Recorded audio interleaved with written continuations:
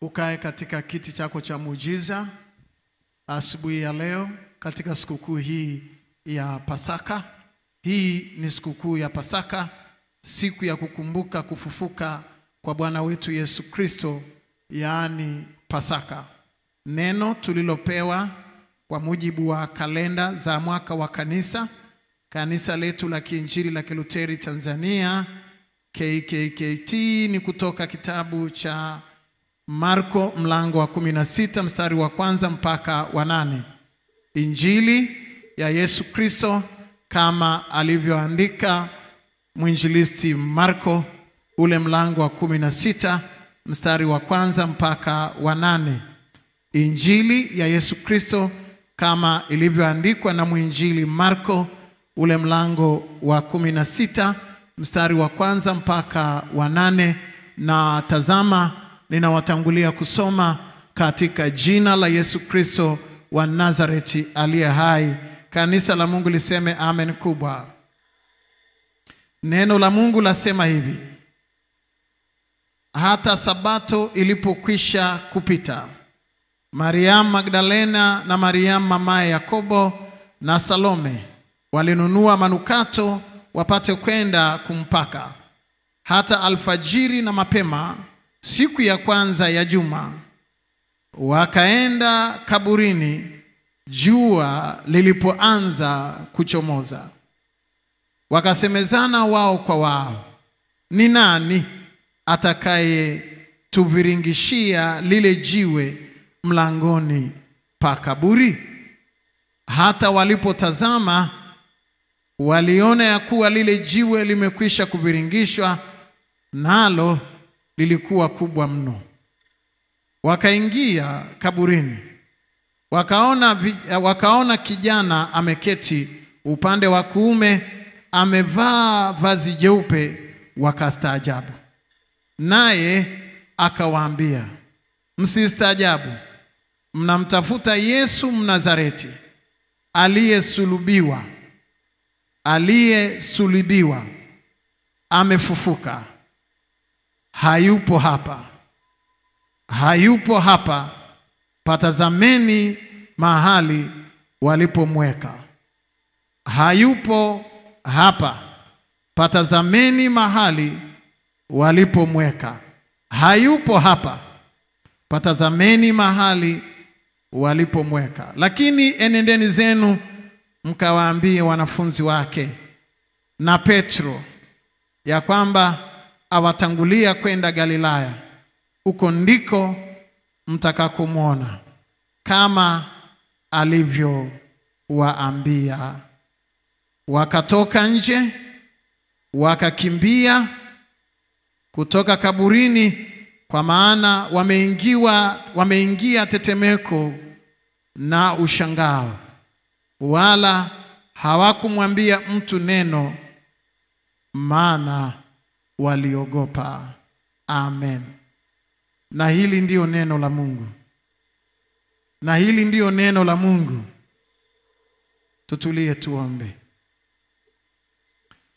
Mungu Mwenyezi, Baba, katika jina la Yesu Kristo, uliye Alfa na Omega, mwanzo na mwisho, unayedumu katika kuaminiwa vizazi baada ya vizazi.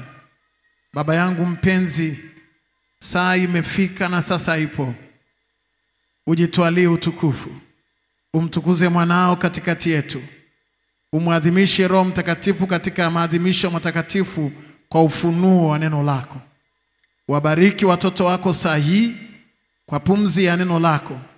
Uruhusu na akili njema itokayo kwako iwakalie watu wako daima. Useme nasi kwa lugha ya nyumbani kwetu. Sema nasi, naam, sema nasi, maana tunakusikia. Katika jina la Yesu, jina lipitalo kila majina, wote tuseme amen. Alafu tumpigie Bwana makofi mengi kabisa. Haleluya. Wapendwa wa mabibi na mabwana, hii ni siku ya kukumbuka kufufuka kwa Yesu Kristo, yaani Pasaka.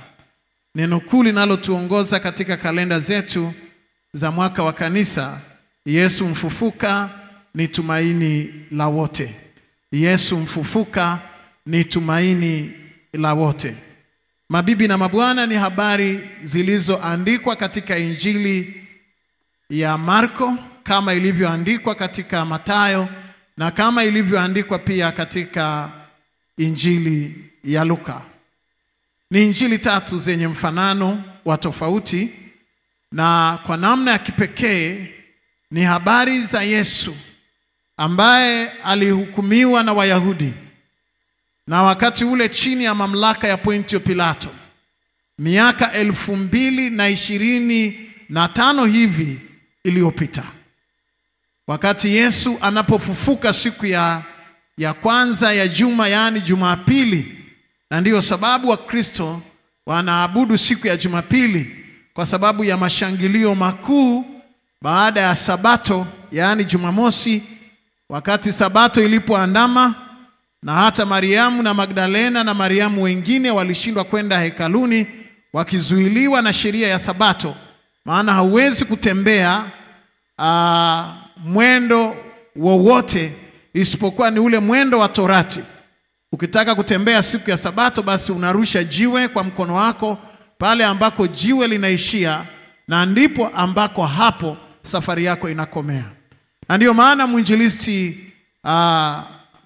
Marko anaanza kwa kusema, hata Sabato ilipokwisha, ikipambazuka siku ya kwanza ya juma, Mariamu Magdalena na Mariamu wale wengine walienda kaburini kwenda kupaka mwili wa Yesu mafuta. Nayo ilikuwa alfajiri, wakati jua lilipokuwa linapambazuka, au wakati jua lilipokuwa linazuka. Na hata Sabato ilipokwisha. Mabibi na mabwana, mtume na mwinjilisti huyu Marko anatuletea habari hii yenye maelezo marefu. Na wewe mwenyewe umeshiriki Pasaka nyingi, na sijui leo unaadhimisha Pasaka kwa miaka mingapi, ila nachokijua hata kama uliadhimisha ukiwa mtoto, basi ni kwa umri wa maisha yako. Kuna wengine wanaadhimisha kwa mara ya 50, kuna kina mama Mari wa mara ya 80 sijui. Kwa hiyo maadhimisho yamekuwepo kulingana na umri wa miaka yako. Kwa hiyo leo ni mara ya ngapi unaadhimisha Pasaka? Wewe ni kuangalia umri wako. Kuna wa namba 40, kuna wa namba 30, kuna wa 20, kuna wa 10, na wale wa 10 ndio wale wa youth wameshaondoka kwenda kwenye madarasa yao. Walioko hapa ni kuanzia 10, 20 kuendelea mbele mpaka 80, mpaka wengine 90. Bibi yetu yuko pale anaadhimisha kwa mara nyingine kwa mara ya 90. Kwa hiyo kuna watu ambao wanaadhimisha kwa miaka mingi, na leo ni maadhimisho katika idadi ya miaka ulio nayo. Kila mwaka tunaadhimisha Pasaka.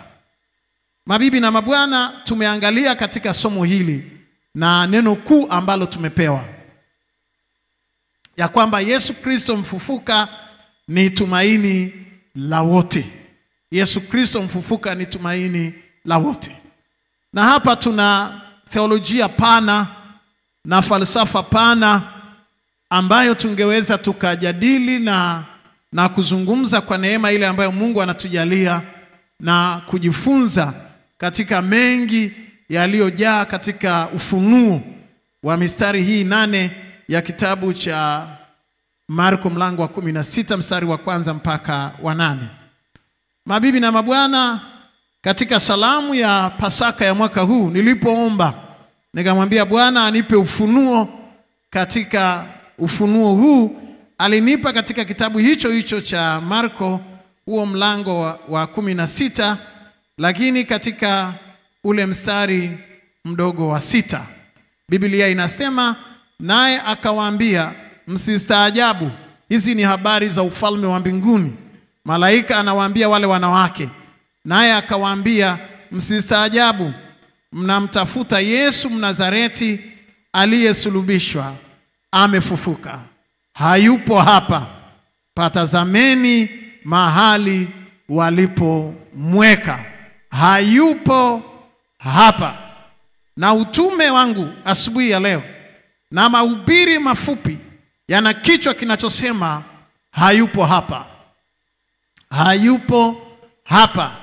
He is not here. hayupo hapa. Hili ni kaburi la Yesu. Na hili ni tangazo ya kwamba empty tomb, kaburi tupu. Hili ni kaburi la Yesu, liko Garden Tomb pale Jerusalem. Tumefika mara kadhaa wale waliofika hapa. Na ujumbe wetu unasema hayupo hapa. Hayupo hapa ni 2H. H ya kwanza hayupo. H ya pili hapa. Kwa hiyo tunazungumza juu hayupo hapa 2H au H2. Ndio mahubiri yangu ya Pasaka ya mwaka huu. He is not here. Hayupo hapa. Hilo ni tangazo la malaika kutoka mbinguni. Anawaambia wanawake wainjilishaji wa kwanza waliofika kaburini wakiwa na aibu, wakiwa na mfadhaiko, wakiwa na mafuta ya marhamu kwenda kupaka mwili wa Yesu kaburini, wanakutana na tangazo la mbingu za mbingu. He is not here. Hayupo hapa. Kaburi li wazi, amefufuka kutoka kwa wafu. Wanaopokea tangazo la mbingu wangempigia Jehova na makofi ya shangwe na vigelegele vingi. Haleluya. Mabibi na mabwana, ninazo hoja za kifalsafa na hoja za kitheolojia 4. Na mimi nitaenda kwa haraka kwa sababu ya muda wangu wa sikukuu ya leo. Hoja ya kwanza, zipo hoja nyingi lakini nazungumza 4 tu katika hoja hizi ambazo zipo katikati yetu. Hoja ya kwanza, mikono ya watu wabaya. Mikono ya watu wabaya na mfululizo wa vikao vya hila ilimweka Yesu kaburini kwa kifo cha aibu. Patazameni mahali walipomweka. Patazameni mahali walipomweka. Kabla sijafafanua hapa, nataka kuonyesha malaika wawili waliokuwa kaburini wakiwaonyesha wanawake waliokwenda pale kaburini wakisema, patazameni mahali walipomweka. Patazameni mahali walipomweka. Hawa ni wanawake na wale ni malaika, na pale ndiko ambako mwili wa Yesu uliokuwa umelazwa. Patazameni mahali walipomweka. Hoja ya msingi. Kwa nini imeandikwa patazameni mahali walipomweka, wakati mazishi ya Yesu hayakuzikwa na watu wawili? Mazishi ya Yesu yalizikwa na tajiri anayeitwa Yusufu Arimataya. Na hata kabla sijaendelea mbele, ni muhimu sana kanisa, familia na serikali kuheshimu matajiri. Hata kama hautaki kwa sababu ya roho yako mbaya. Ni roho yako mbaya. Lakini nataka nikwambie, mazishi ya Yesu yalifanyika na Yusufu Arimataya. Alikuwa tajiri. Kaburi unaloliona pale ni kaburi la matajiri, nalo lilikuwa pangoni. Lilikuwa ni pango kwenye Garden Tomb, kwenye bustani. Lilikuwa ni kaburi la huyo tajiri, na mahali hapo palizikwa matajiri. Na tajiri Yusufu Arimataya peke yake alimwandikia Pilato, akamwambia, nipe kibali cha kwenda kumzika Yesu. Pilato hapo akatoa kibali, kwa sababu ilikuwa ni wakati wa karibu na muandamo wa Sabato. Kwa nini tajiri alipewa haraka mwili wa Yesu kwenda kuzika? Kwa sababu ya hela, na kwa sababu alikuwa ni mlipa kodi mzuri. Na Pilato alijua lazima aheshimu walipa kodi wake, asiwakwaze kwa namna yote. Kumbe tangu zamani serikali zote duniani ikiwepo ya Pilato ilikuwa inaheshimu ilikuwa inatunza na ilikuwa inalea walipa kodi. Hilo jambo nalifahamu Mwandumbia, Wizara ya Fedha. Pigieni makofi. Nataka kuzungumza nini hapa? Nataka niseme kwenye familia Mungu anaweza kutuma neema pakawepo na mtu aliye na majibu, tajiri. Anaweza akatumwa kwenye jamii au kanisani. Lakini pia anaweza akawepo katika nchi.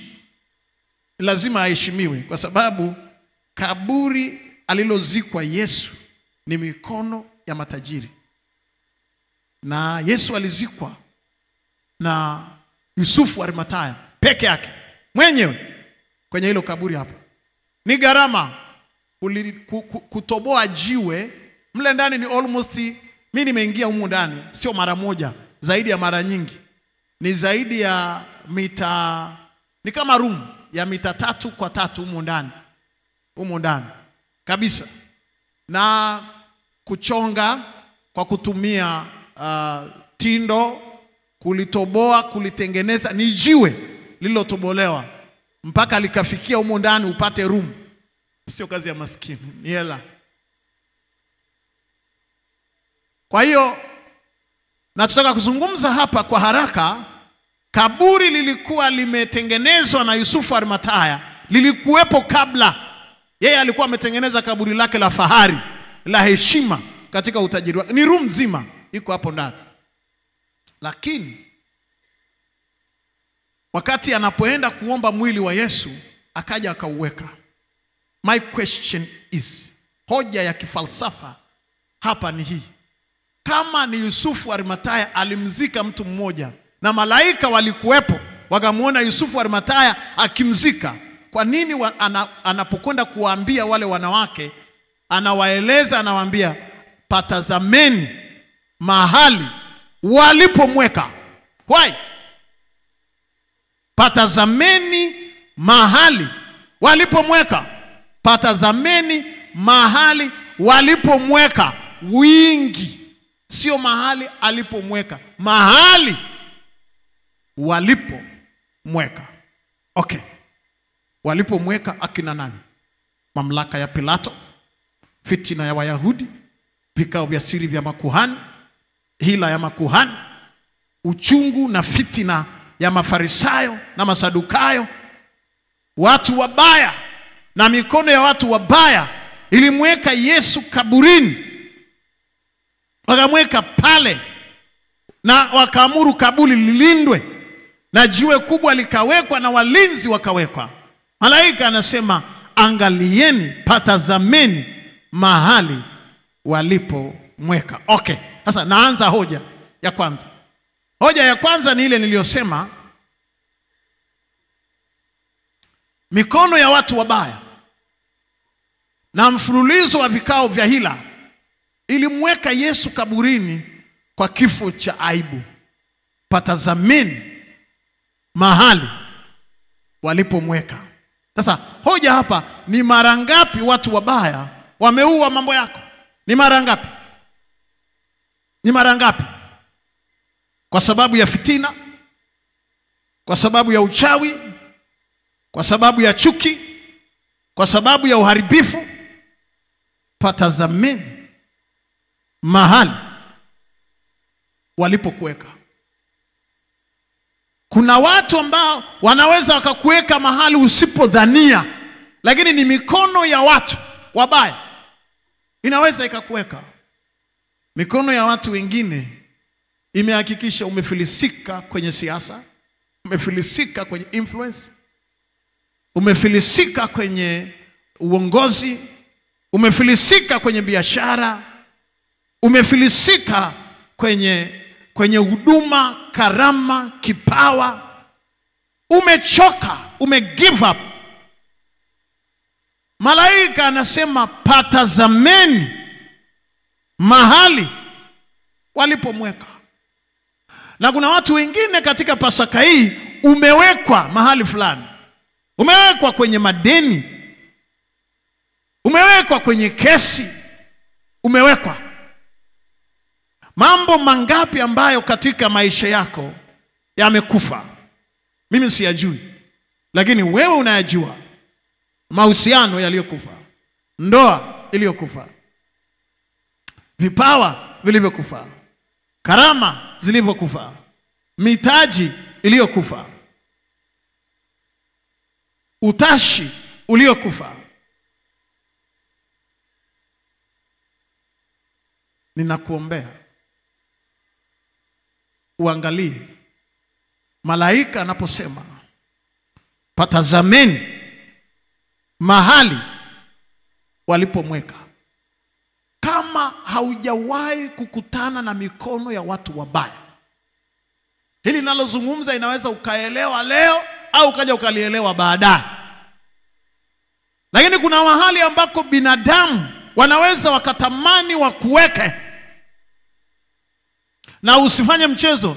They are so much serious, very serious. Walimweka Yesu, walimweka mwana wa Mungu kwenye kaburi, alafu wakasema lilindwe na kaburi lenyewe. Patazameni mahali walipomweka. Jambo la pili, aenda kwa haraka. Jambo la pili, watu wabaya walimweka Mariamu mama wa Yesu kwenye aibu kubwa.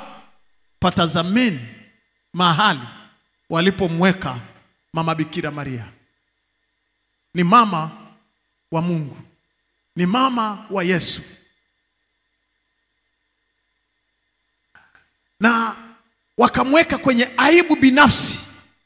Ni mara ngapi watu wabaya wamekuweka kwenye aibu binafsi? Aibu binafsi. Wakakuzushia, wakakusemea vibaya, wakatengeneza skendo, wakaiconnect.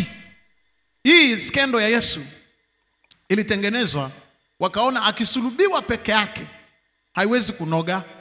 Kwanza wakachukua majambazi wawili wa uwaji, wakawaleta pale, alafu wakawasulubisha, mmoja upande wa kuume, mwingine upande wa kulia. Akachanganywa na majambazi ili kuondoa kwenye mtaa, na ili kujulisha umma, wanawake waliozaa majambazi ni pamoja na wewe Mariamu. Ulizaa jangili sugu, na lenyewe liko katikati. Watu wanaweza kukutengenezea aibu, wakakusanya aibu, alafu wakakuweka katikati ya aibu. You can't explain even. Sijui kama unaelewa, kuna wakati ambao binadamu wakakusudia kukutengenezea kashfa. Unafikia kwenye falsafa moja tunayosema usiseme chochote, usijibu chochote, usifanye chochote. Say nothing, do nothing. Just keep quiet. Kwa sababu wamekutengenezea wote hawa watatu ni wezi, wanyang'anyi, wa kuuawa. Na Yesu yupo katikati. Na mama Bikira Maria anabeba uchungu. Anakumbuka, huyu mtoto si Mungu aliniahidi? Si malaika walishuka kutoka mbinguni? Yamekuwa haya. Patazameni mahali walipomweka katikati ya majangili. Ninakuomba sana, huko mtandaoni kuna vitu vingi. Nakuomba usiwe una comment kila kitu. Kuna wengine wamewekwa pale waaibisho kwa zamu yao. Don't comment. Kuna watu ambao mtandaoni ni mabingwa wa kutukana, wa kukashifu, wa kusema. Tulishasemwaga hata sisi sana tu, wala sio kidogo. Lakini sisi peke yetu na Mariamu, wanawake wote, siku ya Alhamisi, siku ya Ijumaa, siku ya Jumamosi, kila soko, kila genge wanamsema Mariamu. Bango hili la pili ambalo linasema ni mikono ya watu wabaya. Mikono ya watu wabaya. Watu wabaya waliomweka Mariamu mama wa Yesu kwenye aibu kubwa, patazameni mahali walipomweka. Na mimi nataka nikuambie, kuna mtu mmoja katika Pasaka hii umewekwa mahali pa aibu. Una madeni ya aibu, una kesi za aibu, una mashtaka ya aibu. Pasaka inakusubiri, watu wameenda likizo warudi, kikao cha kwako. Wanakukalia kwenye vikao vya nidhamu, disciplinary committee, wanasubiri wafanye. Wengine wanakufanyia vetting. Wanasema wanataka kukutia kwenye kashfa na aibu. Patazameni mahali walipomweka. Patazameni. Ni huyu aliyefufua wafu. Ni huyu aliyewalisha chakula. Ni huyu aliyewaponya wagonjwa wao, wanadamu. Patazameni mahali walipomweka. Hebu punga mkono wako pamoja na mimi, alafu mpigie Bwana makofi mengi ya shangwe. Haleluya. Jambo la tatu, watu wabaya waliweka familia takatifu ya Yesu na mama Maria kwenye mazomeo, aibu na sintofahamu. Patazameni mahali walipomweka. Na ni mara ngapi basi familia yako imefika mahali pagumu na mtaani wanakusema vibaya mno. Kuna hali ya sintofahamu. Mimi napenda sana Kiswahili cha Tanzania, nasema kuna hali ya sintofahamu. Sasa kwenye familia takatifu kulikuwa kuna hali ya sintofahamu. Hii ni familia takatifu. Sio familia ile ya kwangu na ya kwako ambayo kuna maroroso na maruerue kibao. Nilikwenda kulala kwenye familia moja. Hii familia takatifu, naomba urudishe pale, kuna watu wananukuu bado. Hii familia takatifu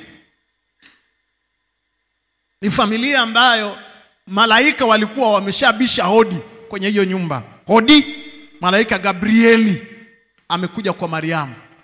Malaika wamekuja wakabisha hodi kwenye hiyo nyumba. Wakasema inaitwa familia takatifu, ambayo wageni wamekuja wengi, lakini miongoni mwa wageni ni malaika Gabrieli. Siku moja nilikwenda Tanga, kuna ndugu yetu mmoja miaka ya 90 huko, miaka 80 nafikiri 90, nikaenda kwao. Sasa mimi nilikuwa sijui, nimetoka zangu Kilimanjaro kwenda huko, nasikia hodi, alafu nasikia watu wanafungua mlango. Ukitoka nje hakuna mtu, aliyebisha hodi humjui. Wakarudi ndio anasema chukua mkaa ukatupe huko nje. Wakachukua mkaa wa moto wanatupa huko nje. Dakika 5 tena baadaye hodi, haya zamu ya nani tena kutupa mkaa. Nikauliza, hiyo mikaa mnamtupia nani? Sema tunafukuza mashetani. Wewe usikii hodi hizo za mashetani? Nasema familia nyingine. Kwa Mariamu malaika, kule Tanga wanakuja wengine. Lakini familia ilifikishwa mahali pa sintofahamu. Hawaelewi tena kama Gabrieli alikuwa ni malaika wa kweli. Confusion. Mabibi na mabwana, maisha yamejaa kuchanganyikiwa, confusion kubwa. Sio kwenye familia yenu peke yenu, kwa sababu kuna watu wachache hapa mna family crisis, mna matatizo kwenye familia, na mna mambo mengine sintofahamu. Yaani hata nikikwambia uelezee, you can't explain ever. Huwezi kuelezea. Unabakia kwamba hili halijulikani, yaani ni sintofahamu. Kama taarifa ya habari wangesoma leo, anasema Mariam, Jerusalem, familia yao imefikia mahali pa sintofahamu, wanaganzi ya akili kulingana na yale ambayo yametokea. Festival wao, aliyekuwa anakusanya umati, aliyekuwa maarufu, kumkaribia Yesu ilikuwa haiwezekani, mpaka watu walitoboaga dari, wakashuka wakatoboa dari, wakamshusha mgonjwa na godoro. Alafu ghafla kumetokea sintofahamu ndani yao. Mabibi na mabwana, mimi sijui kwa habari ya familia yako kuna jambo gani, lakini nataka uangalie vizuri katika Pasaka ya mwaka huu. Kuna mambo gani ambayo unayaona kabisa ndani yako na kwenye familia hayaendi sawa? Jambo la 4. Jambo la 4 na la mwisho. Kuna mikono ya watu wabaya inayoweza kufanikiwa kukuweka kwenye aibu, kesi, mashtaka, madeni, magonjwa, vifo, kuoza na kuharibika, kufilisika, kupoteza kazi, kubadili sura na taswira na mwelekeo wa maisha yako. Patazameni mahali walipomweka. Patazameni mahali walipokuweka. Patazameni. Haya niliyoyataja hapa yapo katika jamii yetu, kwenye taasisi, kwenye familia, kwenye jamii, mahali ambako tunaishi. Patazameni mahali walipomweka. Malaika anasema patazameni mahali ambako hawa watu wabaya wamemweka Yesu. Na katika Zaburi tuliyosoma ya 18, Zaburi ya 18 ambayo tumesoma pale kwanza, sijui kama umeangalia vizuri au unaikumbuka ile Zaburi ya kwanza tuliyosoma pale mwanzo wa ibada kabisa, Zaburi ya 118 mstari wa 8 mpaka wa 14. Umeisoma ile Zaburi? Patazameni mahali walipomweka. Hebu iweke ile Zaburi pale. Tasoma kwa haraka tafadhali. Biblia inasema hivi: Bwana yuko upande wangu, msaidizi wangu, kwa hiyo nitawaona wanaonichukia wameshindwa. Hii ni Zaburi yetu ya siku. Ni heri kumkimbilia Bwana kuliko kuwatumainia wanadamu. Ni heri kumkimbilia Bwana kuliko kuwatumainia wakuu. Mataifa yote walinizunguka kwa jina la Bwana na aliwakatilia mbali. Hebu turudie tena mstari wa 10 na kuendelea. 1 2 3. Mataifa yote walinizunguka kwa jina la Bwana na aliwakatilia mbali. Mstari wa 11, walinizunguka, naam, walinizunguka kwa jina la Bwana na aliwakatilia mbali.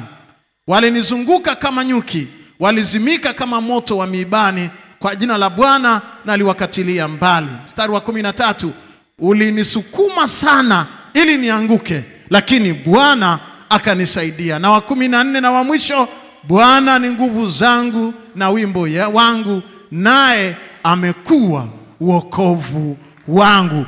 This is your day. Oh my God, oh my God. Pigie Jehova na hayo makofi yatoshi. Pigie tena Bwana vigelegele vya shangwe.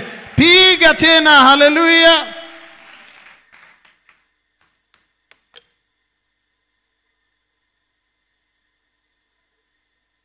Biblia inasema ulinisukuma sana. Naomba urudishe hilo bango la 4 hapo. Bango la 4. Anasema ulinisukuma sana. Hapa kuna kusukumana kwa mikono ya watu, kuweka kwenye mashtaka, kwenye madeni, kwenye magonjwa, kupoteza kazi, kubadilisha mwelekeo wa maisha yako. Hii ni Pasaka. Lakini patazameni mahali walipomweka. Ni malaika wanazungumza. Anasema haya yote ambayo umeyapata kabla ya leo ni ya muda tu. Ni ya muda tu. Maana hupandwa katika aibu, neno ambalo lilisomwa na mzee wa kanisa hapa. Hupandwa katika aibu, hufufuliwa katika fahari. Hupandwa katika uharibifu, bali hufufuliwa katika kutokuharibika. Na tena hupandwa mwili wa roho, na mwili hupandwa katika mwili na ufufuliwa katika roho. Hupandwa katika kutokuharibika na ufufuliwa katika kutokuharibika. Kwa maana nyingine, hawaja kuzika hawa watu, wamekupanda, wamekuotesha na utaota tena. Washindi wangesema amina. Ikiwa Yesu aliota tena na wewe oh my God, hayo makofi hayatoshi. Ungempigia Jehova na vigelegele vya shangwe. Na ndipo tunaposema from bitter to better. Yes. Si kwamba umeharibiwa, si kama umepotea, si kwamba maisha yako ndio yameharibika. Patazameni mahali walipomweka. Ngoja nizungumze kidogo, pengine utanielewa sawa sawa. Hebu punga mkono wako pamoja na mimi. Nataka urelax kidogo. Nataka urelax kidogo na uelewe sawa sawa.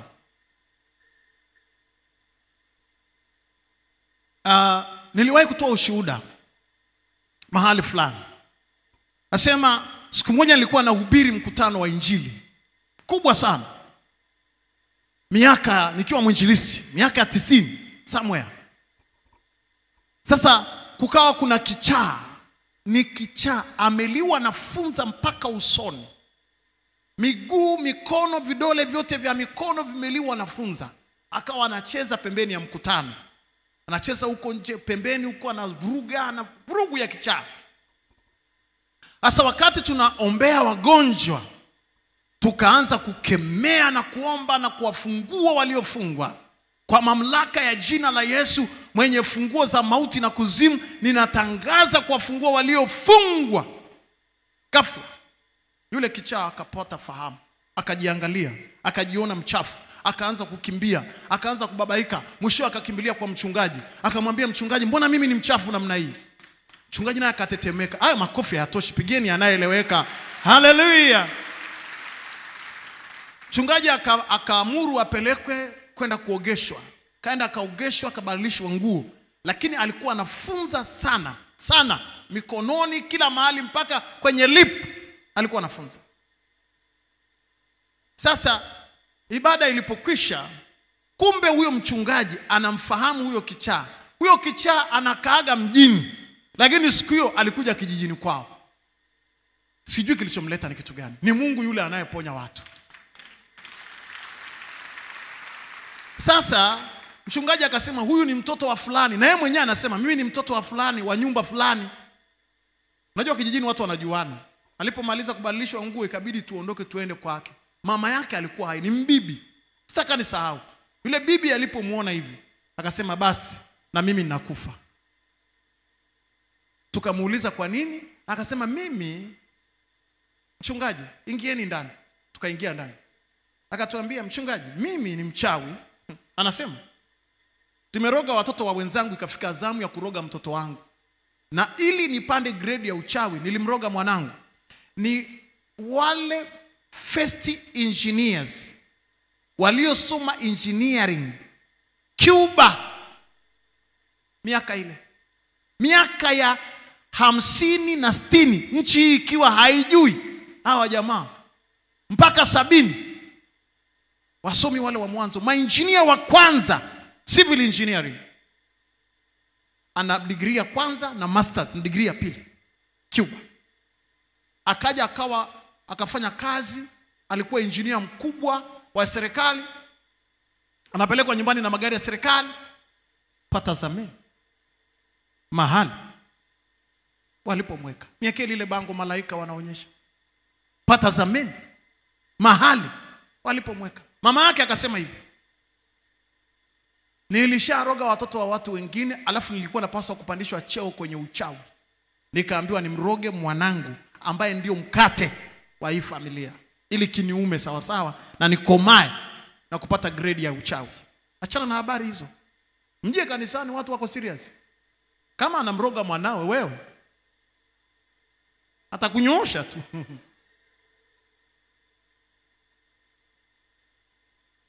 Kwa hiyo ananiambia hivi mchungaji.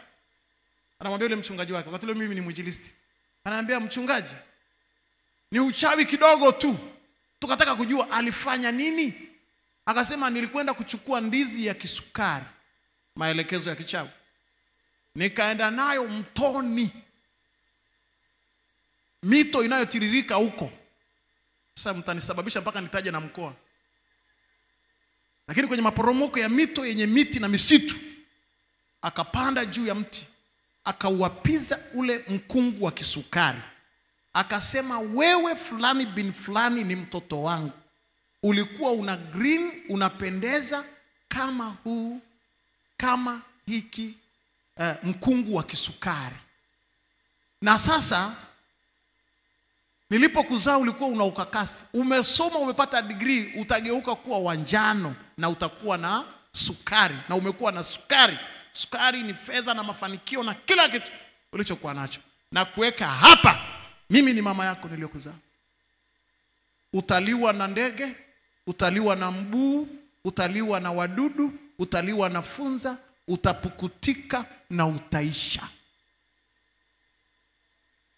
Akasema kwa kadiri kile kisukari na ule na ulivyoliwa na ndege ndivyo vitu vyake vilivyoharibika mjini. Maisha yakaenda. Patazameni mahali alipomweka. Kwa yule mama akasema, nilijua mahali nilipomfungia ni pale, na alikuwa hawezi kuja kupona tena kwenye maisha yake. Kwa kama amepona, mimi ndio nakufa, maana hichi ni kiapo cha mauti. Nafikiri ilikuwa Jumamosi siku hiyo ya mkutano. Jumapili, ile Jumamosi baada ya kuoga na nini, tumetoka kwa mama yake. Jumapili ilibidi apelekwe hospitalini kulazwa kwa ajili ya treatment hizo za mafunza na vitu kama hivyo. Na baadaye Jumanne, Jumatano mama yake alifariki. Lakini habari njema ni hii ya kwamba yule mwinjilisti, yule engineer baadaye alikwenda kusoma. Alipopona tu tukamwambia unataka nini? Akasema mimi nimetoka hospitalini, funza, naenda kusoma kuwa mwinjilisti. Akaenda kwenye chuo cha theolojia na uinjilisti.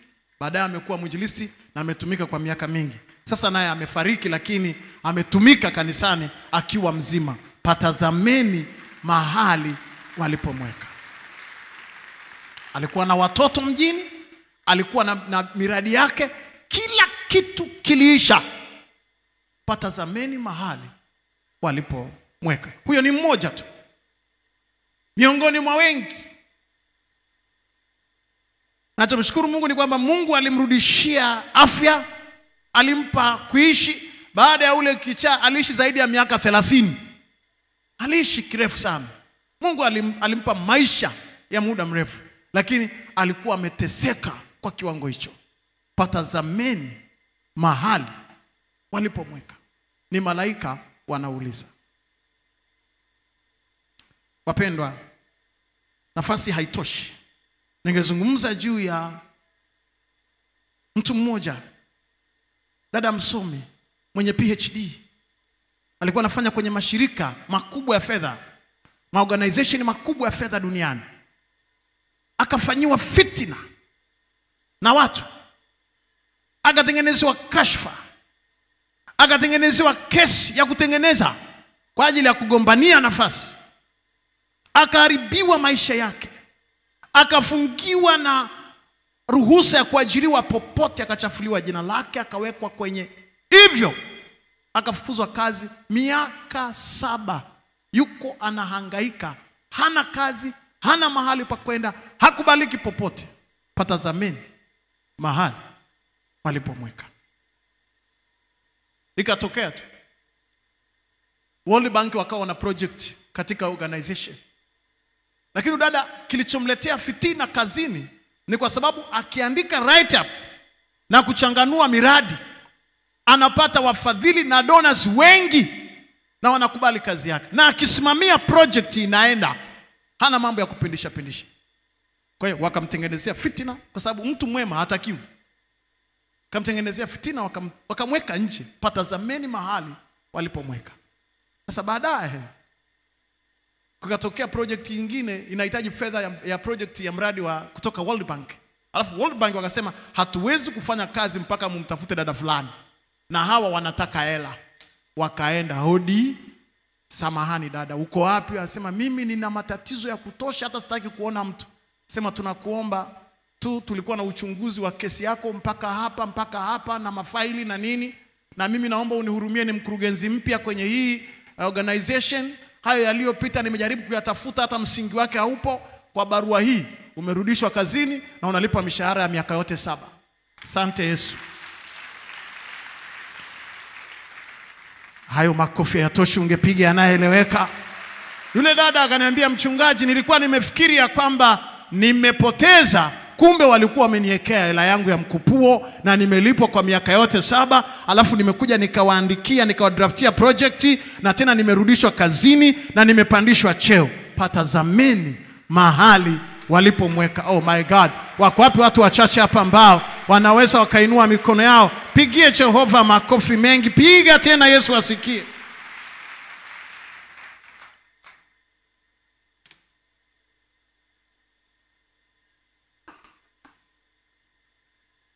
Mabibi na mabwana, siku hii ya Pasaka tunayo mengi ya kukumbuka. Lakini hata makaburu wa South Africa walimweka Mandela gerezani kwa miaka 27. Patazameni mahali walipomweka. Leo unaenda pale South Africa, ukiingia kwenye gereza la Mandela, mahali walipomweka unalipa dola kushangaa. Unalipa hela kushangaa. Patazameni mahali walipomweka Nelson Mandela kwa miaka 27. Akatoka hajachanganyikiwa, hana pressure, hana kisukari, hana kizunguzungu, akaenda akaongoza nchi.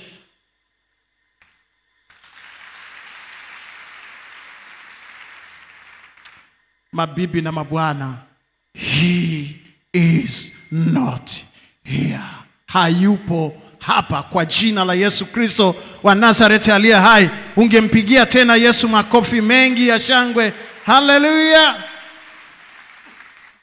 Hebu ninaomba utuwekee lile kaburi pale lenye jiwe tupu, ambalo ndio ujumbe wetu wa Pasaka ya mwaka huu.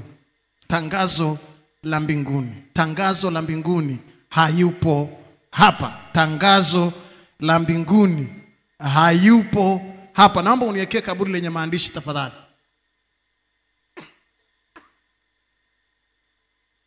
Hayupo hapa. Patazameni mahali walipomweka. Hayupo hapa. Hayupo hapa. Nataka kuzungumza juu ya 2H kwa dakika chache. Hebu punga mkono wako pamoja na mimi. Nataka kuhubiri asubuhi ya leo. Punga tena mpaka kule nje. Punga tena mpaka kule juu. Alafu mpigie Bwana makofi yanayoeleweka ya shangwe. Haleluya. Hayupo hapa. 2H. Hayupo hapa. He is not here. Hii ni habari njema inayoondoa habari mbaya. Haijalishi watu wamekuweka wapi. Wamekuweka kwenye kesi, wamekuweka kwenye maneno mabaya, wamekuweka kwenye magonjwa ya sukari, wamekuweka kwenye magonjwa ya moyo, wamekuweka kwenye kudharauliwa na kukataliwa. Ni neno moja ambalo ninafahamu, mahali walipokuweka watakuta bango limeandikwa hayupo hapa. Hayupo kwenye hiyo aibu, hayupo hapa kwenye hiyo fedheha, hayupo hapa kwenye hiyo kesi. Oh my God, oh my God, oh my God, oh my God, oh my God. Hallelujah. Hayupo hapa. Ni tangazo la mbingu. Na ni maombi yangu, mahali ambako familia yenu iliwekwa, hata kama huyo mchawi aliwaweka hapo amekufa hajawafungua, pataandikwa na pameandikwa kwa injili ya leo, hampo hapo kwa jina la Yesu Kristo wa Nazareti aliye hai. Itabakia kuwa ni story kwa jina la Yesu. Itabakia kuwa ni hadithi. Itabakia kuwa ni ushuhuda tu wa kuelezea kwamba tuliwahi kupita hapa, lakini hautakaa hapo milele. Pigie tena Bwana makofi mengi.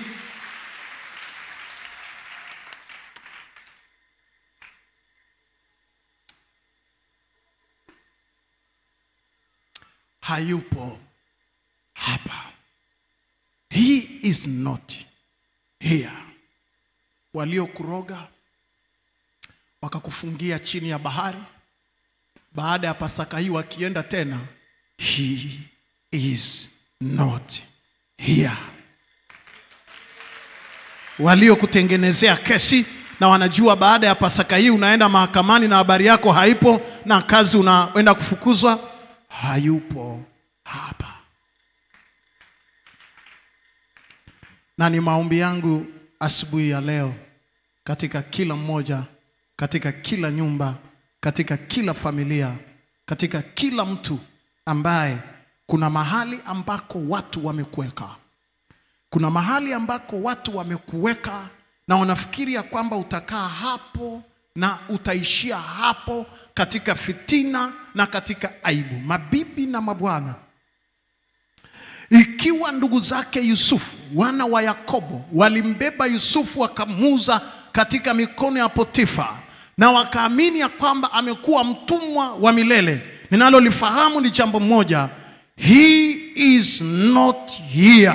Hayuko hapa. Walipoenda hawakumkuta akiwa mtumwa kama walivyomuuza abaki kuwa mtumwa. Walimkuta akiwa mfalme, akiwa waziri mkuu wa nchi ya Misri. Hayuko hapa. Kwa jina la Yesu Kristo wa Nazareti aliye hai. Wako wapi washindi wanaosema amina hapa, wanaoweza kumpigia Jehova na makofi ya shangwe na vigelegele? Piga tena, Yesu asikie. Haleluya! Hayupo hapa. Hey. Oh my God, oh my God, oh my God. Walipofika Misri hawakumkuta akiwa mtumwa, walimkuta akiwa waziri mkuu wa nchi, wakashangaa. Lakini si hivyo. Yakobo alimweka, Labani alimweka Yakobo kama kibarua. Akamweka pale kama kibarua wa kufanya kazi, lakini siku ilipofika malaika walimwangalia Yakobo akasema, tazameni mahali mjomba wake amemweka. Amemdhulumu kwa miaka 14. Amemfanyia kila aina ya dhihaka. Lakini ghafla Mungu aligeuza uteka wa Yakobo kwa marakaraka, na Mungu akapandisha kiwango cha uchumi wa Yakobo. Ghafla Labani ameamka asubuhi, anamtafuta Yakobo, hayupo hapa. Oh my God, oh my God. Labani anaamka anauliza, Yakobo? Amezoea kuita kama Yakobo, anaambiwa hayupo hapa. Amefungasha kuanzia watoto wako 2 na watoto wake 12, na ameondoka na ng'ombe na mbuzi na punda. He is not here. Nisaidie kumpigia Jehova na makofi yanayoeleweka ya shangwe. Haleluya! Acha niwaambie, kuna watu ambao wamezoea kwamba utakuwepo kwenye aibu kwa miaka mingi na utakuwa kibarua kwa miaka na kwa maisha yako yote. Nataka nikuambie, hautakuwa hapo milele kwa jina la Yesu Kristo wa Nazareti aliye hai. Kwa nini? Tuna tangazo la mbinguni, tangazo la ufalme wa mbinguni. He is not here.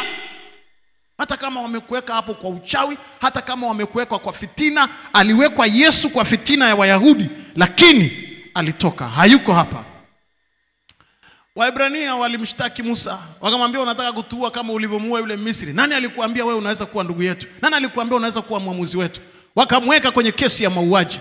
Akaondoka Musa, lakini ghafla alikutana na malaika kwenye kijiti kinachowaka bila kuteketea. Alivyorudi kuwaokoa, wanasema yuko wapi huyo Musa ambaye ninyi mlimhukumu na mkamtengenezea kesi ya mauaji? Alirudi si kama mtu mwenye kesi ya mauaji, alirudi kumnyoosha Farao. Oh my God, oh my God. Hayuko hapo kwenye kesi ya mauaji. Hayuko hapo kwenye kesi ya kujibu. Yuko pale kama mtu ambaye ametumwa kuja kuokoa ulimwengu, amekuja kuokoa Waisraeli na Waebrania watoke Misri na kulivunja kongwa. He is not here. Kama hawa wote hawakubaki kwenye aibu yao, na wewe hautabaki kwa jina la Yesu Kristo. Washindi wangesema amina, halafu ungempigia Jehova na makofi mengi mengi ya shangwe. Haleluya! Ikiwa Mordekai na Esther na Wayahudi waliwekwa na Hamani kwenye kesi ya mauaji na kuuawa na tarehe ya kuuawa, na kama vile haitoshi, Hamani akabeba msalaba akaingia nao kwa ajili ya kuhakikisha Mordekai anauawa na kutundikwa pale. Badala yake Mordekai alikuwa waziri mkuu na Hamani akatundikwa juu ya ule mti. Walipouliza yuko wapi Mordekai ambaye amekusudiwa kuuawa, hayupo hapa. Hebu punga mkono wako pamoja nami. Nasema hayuko hapa. Na mimi nasimama kwenye hii madhabahu katika siku hii ya Jumapili, nataka nikuhakikishie hautakuwepo hapo kwenye hiyo aibu, hautakuwepo hapo kwenye hiyo fedheha, hautakuwepo hapo katika hiyo kesi, hautakuwepo hapo kwenye hayo magonjwa kwa daima. Hata kama walikuweka hapo na wakafikiri kwamba utabaki pale, ni mwendo wa double H. Oh my God, oh my God, oh my God, oh my God. Wako wapi watu wanaonielewa, wanaosema amina hapa? Wangempigia Jehova na vigelegele vya shangwe. nisaidie kupunga tena pamoja na mimi. Oh my God. Mwambie jirani ni mwendo wa double H. Mwambie tena ni mwendo wa double H. Mwambie tena ni mwendo wa double H. Hayupo hapa kwa jina la Yesu. Wakikutafuta watakuta bango limeandikwa hayuko hapa. Hayuko hapa kwa jina la Yesu. Hayupo pale ambako adui alitegemea atakuwepo hapo kwa vizazi. Wala watoto wako hawatakuwa kwenye hiyo aibu. Washindi wangesema amina na wangempigia Jehova na vigelegele vya shangwe. Piga tena Yesu asikie. Inua mkono wako, piga makofi mengi. Piga tena. Haleluya. Wengine watauliza hivi ilikuwa kuaje, lakini tunachokijua hayupo hapo. Hapo mnapomtafuta si maisha ya kubangaiza, hayupo hapo. Hapo mnapomtafuta kwenye maisha ya kukopa hayuko hapo. Hapo mnapomtafuta sijui wapi kwenye, hayuko hapa. Oh my.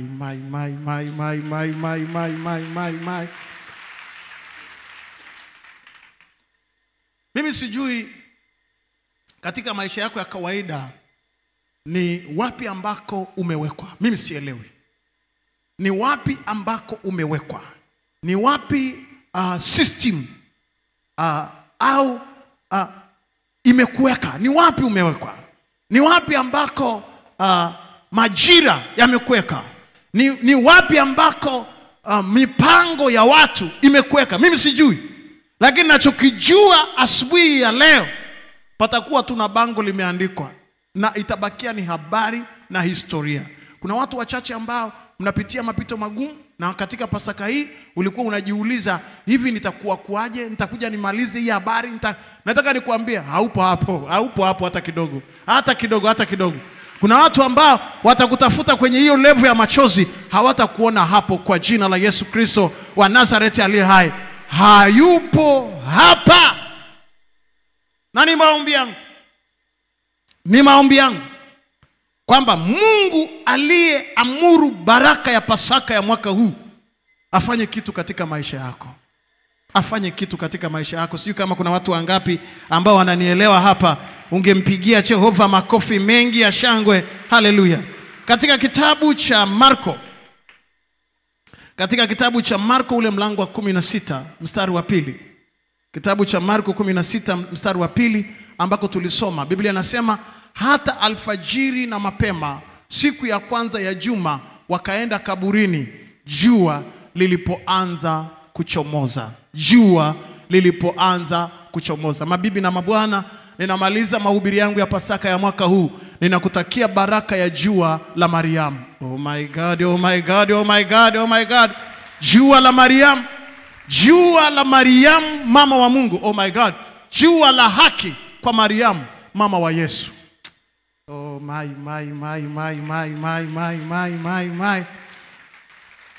Ninasimama kwenye madhabahu hii, ninakutakia baraka za jua la haki kwa Mariamu, mama wa Yesu. Oh my God. Jua la haki. Jua la haki. Naomba urudishe hilo bango hapo. Jua la haki. Kuna jua la haki. Nilifundisha hapa. Jua la haki la Mordekai. Jua la haki la Yusufu. Jua la haki la Laban, la Yakobo. Lakini jua la haki la Mariamu. Mahali ambako watu walisema siku ya Alhamisi, wakazomea siku ya Ijumaa, wakashangiliana na kupeana zawadi siku ya Jumamosi, wakisema imekwisha, lakini ilipambazuka siku ya kwanza ya juma. Ni maombi yangu baada ya kusemwa na wanadamu vya kutosha, jua la haki likakuzukie kwa jina la Yesu Kristo wa Nazareti aliye hai. Washindi wangesema amina, halafu mpigie Jehova na vigelegele vya shangwe. Na mimi ninataka kusimama kwenye madhabahu hii, acha nihubiri kwa dakika moja nikisema jua la haki la Mariamu litasababisha dunia ipate kujua yupo Mungu naye muabudu. Oh my God, oh my God, oh my God, oh my God. Wamekusema vya kutosha, wamejipanga vya kutosha, wamekunenea mabaya vya kutosha, lakini ninasimama hivi leo. Watu wakikuuliza hivi ulikuwa kuaje mpaka ukatoka pale kwenye yale magonjwa, utawaambia ni jua la haki la Mariamu. Oh my God, oh my God, oh my God. Washindi wangesema amina na ungempigia Jehova na vigelegele vya shangwe. Piga tena Yesu asikie. Piga makofi mengi ya shangwe. Jua la haki la Mariamu lilipopambazuka, jua la haki, oh my God, dunia nzima tunasema salamu Maria, umejaa neema, Bwana yu pamoja nawe, na mzao wa tumbo lako amebarikiwa. Ungempigia Jehova na vigelegele vya shangwe. Oh my God, oh my God. Familia iliyokuwa imeaibishwa, familia iliyokuwa imeona aibu, familia iliyokuwa imekataliwa, jua la haki la Mariamu linapopambazuka, hiyo familia ni ya kuheshimiwa dunia nzima. Na mimi ninasimama kwenye hii madhabahu, ninatangaza heshima kwenye familia ya kwako. Natangaza heshima kwenye kazi ya mikono yako. Natangaza heshima katika familia. Wako wapi watu wachache wanaopokea hapa? Wangempigia Jehova na vigelegele vya shangwe. Oh my God, oh my God, oh my God. Ninatangaza jua la haki kwenye kazi ya mikono yako.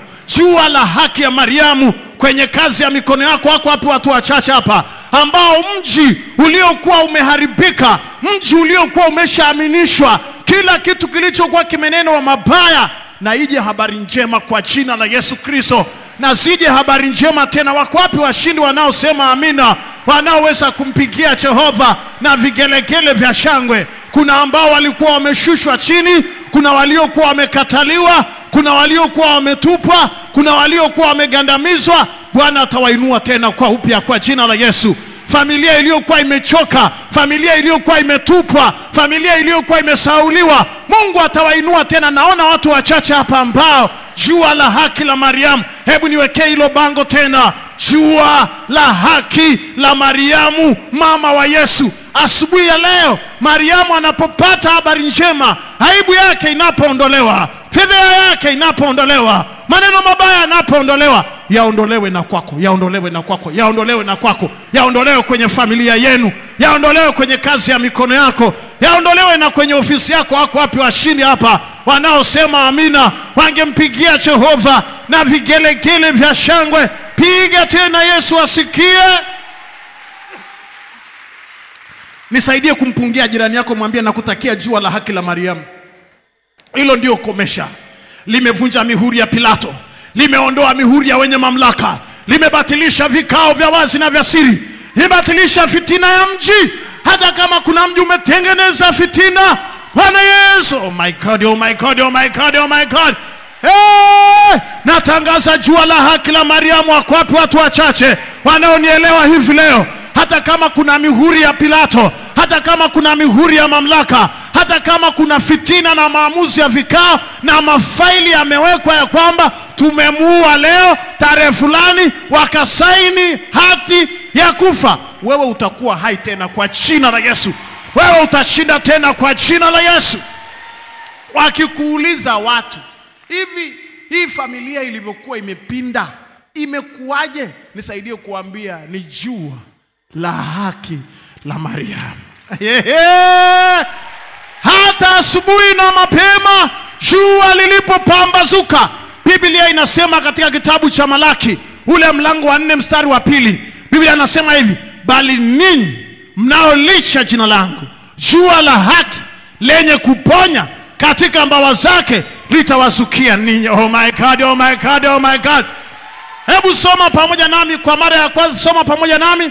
Lakini kwenu ninyi mnaolicha jina langu, jua la haki litawazukia lenye kuponya katika mbawa zake, nanyi mtatoka nje mkirukaruka kama ndama wa mazizini. Nione wachache wanaorukaruka hapa. Wako wapi wanaoshangilia? Wako wapi wanaompigia Jehova na vigelegele vya shangwe? Hallelujah!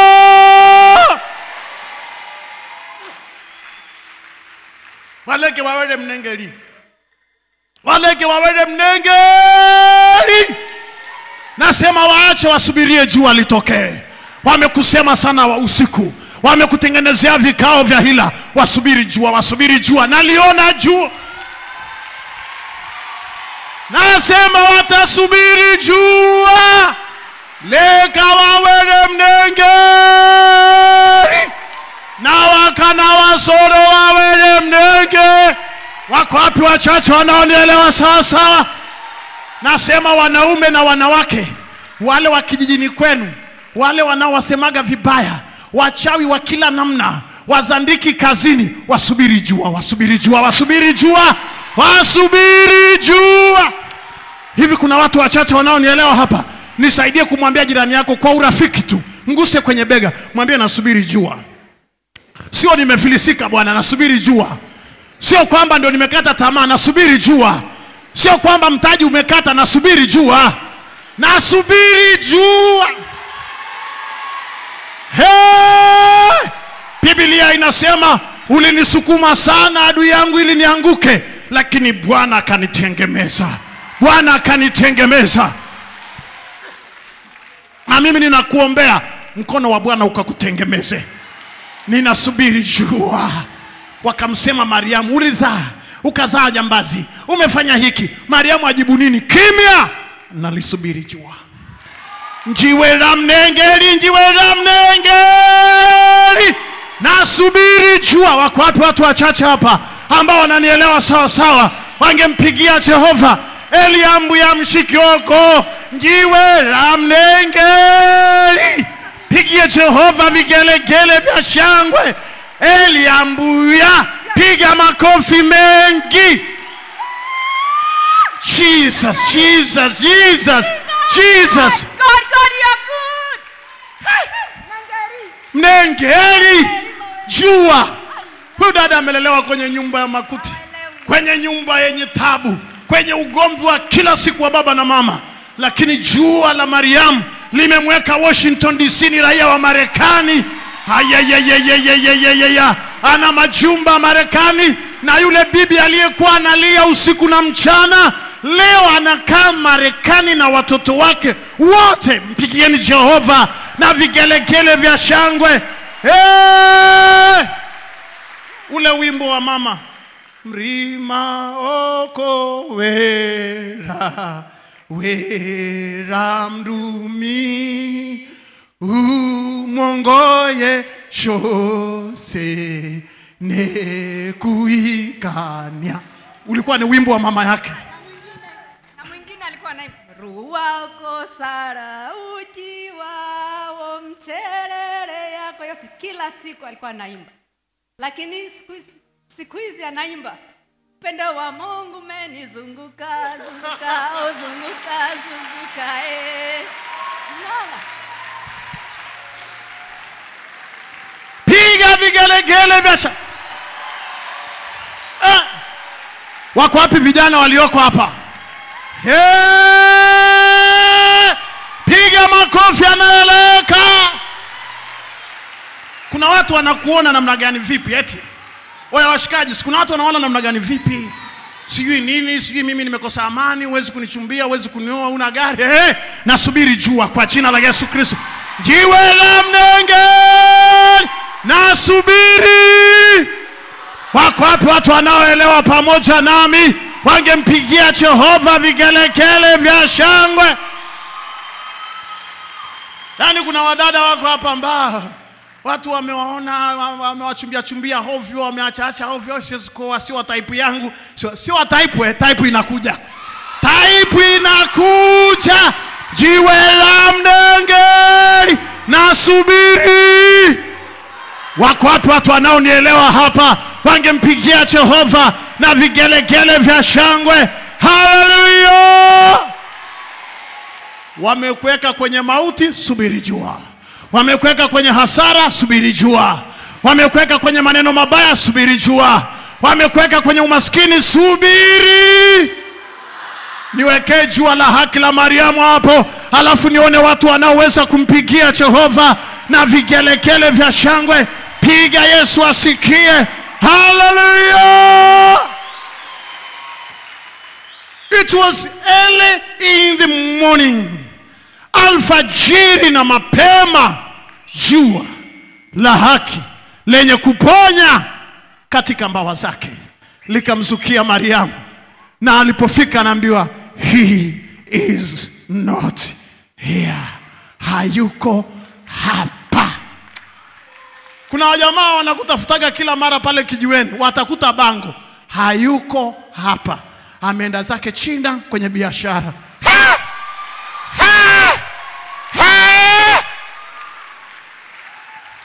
Hebu punga mkono wako pamoja na mimi.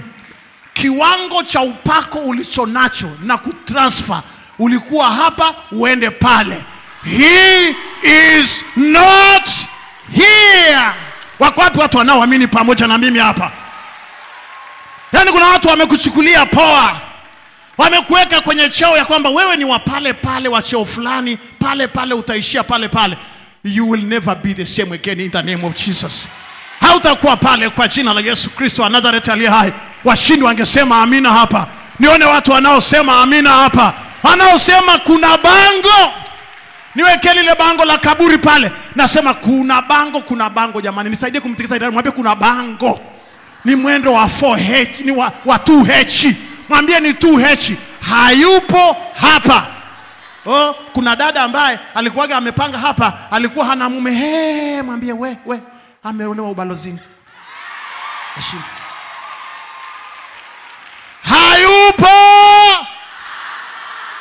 Oh, si kuna muimbaji, si kuna nani alikuwa nakaaga hapa mtaa huu hapa, alikuwa na madeni hivi, dalali si nini.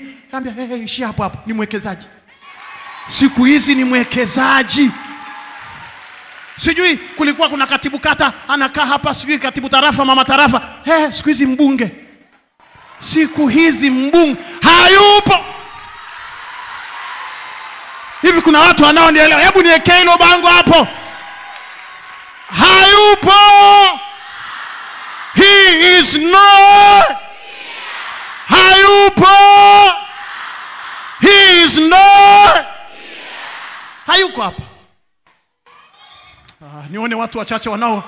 Oh my God, oh my God, oh my God, oh my God. Sijui kuna familia moja ya watu ambao walikuwa wana maradhi ya sukari na pressure huko kwao, walikuwa wanakufaga. Hakuna mtu ana cross 50, lazima wanakufa kabla ya miaka 50, watakuta na miaka 90. Hayupo. Hayupo. Washindi wangempigia Jehova na vigelegele vya shangwe. He is not. Mkome. Wakome wanaokufuatilia. Wakome wanaoshughulika na maisha ya kwako.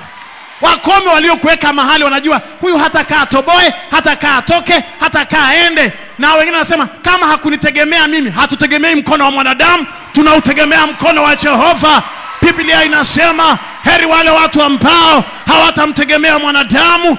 Zaburi imesema pale ya kwamba hatutegemei wanadamu wala hatutegemei wakuu. Tunatoka kivyetu kwa jina la Yesu Kristo wa Nazareti aliye hai. Washindi wangesema amina, halafu wangempigia Jehova. Piga tena haleluya. Hani kuna watu ambao yani walishakuchukulia poa. Wengine wamekuweka kwenye kiwango hicho. Yani kuna ambao kila mwaka hata wakilala wanakuona pale na nguo yako na kitenge chako cha Mbagala. Yani hivi. Hawaamini leo umepiga white. Hayupo. Hayupo. Leo mlivyopiga white, mlivyopendeza. Kuna watu wengine hapa mtapishana nao, wataelewa sasa. Walishazoea ile nguo yako kaukani kuvae. Leo umewapigia white hata kama umetoka kwenye mtumba wa Ilala hapo, lakini si mbaya, ili mradi umekuja Pasaka na umetokelezea. Nampenda Yesu wa Nazareti. Nalipenda jua la Maria. Jua la haki. Jua la haki ndilo lililotangaza Mariamu ni mama wa Mungu. Yesu ni mwokozi wa ulimwengu. Ngameni asubuhi na mapema ya kwamba huyu ni mwokozi wa ulimwengu. Hakuwa jangili, hakuwa jambazi, hakuwa hivi. Habari zako zitathibitishwa na mbingu kwa jina la Yesu Kristo. Usihangaike kujitetea. Habari zako zitathibitishwa na mbingu. Waache wanadamu wamalize vikao, waache wale posho zao kwa raha. Halafu Jumapili ya kwako ipo kwa jina la Yesu Kristo. Jua la haki. Yani kidogo usinichukulie poa. Unaona nahubiri hapa na kohoa. Usinichukulie poa hata kidogo. Nasubiri jua la Mariamu. Njiwe na mnenge limeko. Nasubiri jua. Saa ikifika utakuja, daddy si baba, we. Nenda kwa secretary kwanza akupe appointment. Utaamini. Sijui baba sijui mimi alinisomesha, hakuna. Unaenda kwa secretary unapigwa tarehe kumuona ni miezi 7 ijayo. Utakoma kama una madeni ndio hapo unaenda.